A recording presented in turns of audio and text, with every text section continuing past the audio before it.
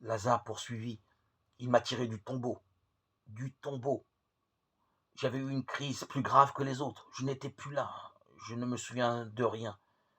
Je me rappelle seulement que je me suis réveillé dans le noir. J'étais cousu dans un linceul. J'étouffais. Un soudarion avait été posé sur mon visage. On m'avait pris pour mort. Je ne sais pas depuis combien de temps j'étais au tombeau. J'avais soif. Soif. J'avais faim. Je pleurais. Je me suis débattu. J'ai réussi à faire tomber le soudarion. Je me suis délié les mains. J'ai essayé de déchirer le linceul. J'ai crié. Les larmes jaillirent de ses yeux. J'ai crié, mais personne ne pouvait m'entendre. Personne ne va écouter les cris des morts dans les cimetières. Mais lui, il avait compris. Il avait pressenti ce qui s'était passé de loin. Il est arrivé au cimetière avec Marthe et Marie. Il m'a entendu crier, lui. Il haleta. Il a roulé le dos fec, je me tordais par terre, dans le linceul. Il l'a déchiré avec son couteau, il m'a relevé. Marthe et Marie aussi m'ont soutenu, ils m'ont ramené à la maison. Il m'a dit, va te laver, va te purifier, et viens me voir. Mets une robe de lin et viens me voir. J'ai obéi, je suis allé. Il a passé la nuit à me parler, à m'expliquer. Il ne dit pas ce que Jésus lui avait expliqué. Cratil ne lui demanda pas, il songea à ces liens singuliers qui les unissaient tous quatre. Jésus, Lazare, Marthe, Marie. Jésus avait tiré Lazare du tombeau, et Marie à son tour avait tiré Jésus du tombeau. Marie avait-elle rendu à Jésus ce qu'il avait donné à Lazare? Mais il ne lui révélerait sans doute pas la nature profonde de l'amour surnaturel qui les attachait. La nuit vint comme une mer, ample et douce et fraîche. Viens souper, proposa Lazare au bout d'un moment d'une voix un peu moins rauque. Il n'y avait que du poisson à souper. Du poisson froid en salade, avec de l'oignon coupé fin. Du poisson frit, du poisson grillé aux graines de sésame. Marthe et Marie regardaient le crétois, et lui se demandait comment il se faisait qu'elles fussent assises par terre avec leur frère et l'inconnu, devant le grand plateau de cuivre. Les femmes juives ne mangeaient jamais avec les hommes. Mais enfin, il est vrai, ces femmes-là étaient hors du commun.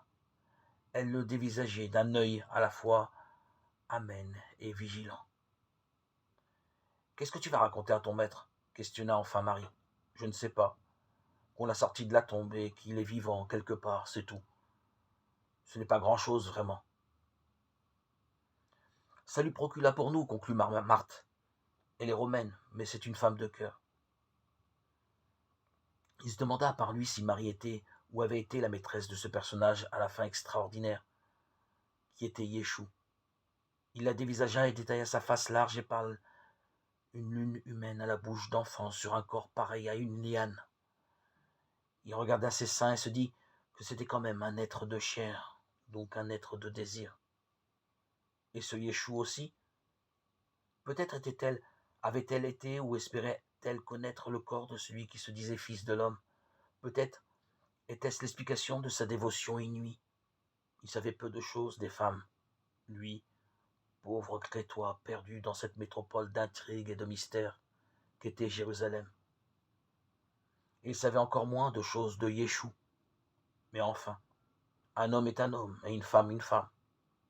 Mais Marthe, plus corpulente que Marie, elle ne divergeait pas d'un iota de la passion que son frère et sa sœur nourrissaient pour Yeshua.